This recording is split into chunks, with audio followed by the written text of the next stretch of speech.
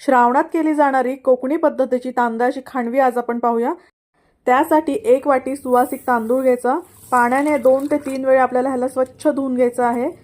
अर्ध्या तासासाठी सुती कापडावर वाळवून ह्याचा मिक्सरला बारीक रवा करून घ्यायचा।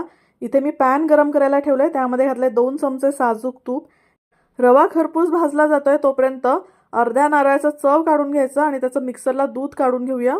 तर हे नारळाचं ताजं काढलेलं दूध यामध्ये आपण घालूया 1/4 वाटी किसलेला गूळ।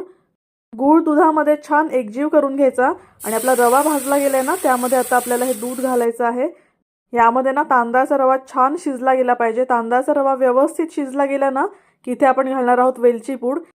आल्याचा कीस देखील तुम्ही घालू शकता। तर चला, आता गोळा छान घट्ट झाला आहे। आता लगेच आपण तूप लावलेल्या प्लेटमध्ये ह्याला थापून घेऊया आणि याच्या गरमागरम वड्या पाडून घ्यायच्या। तयार आहे पौष्टिक अशी मऊ लुसलुशीत तांदळाची खांडवी।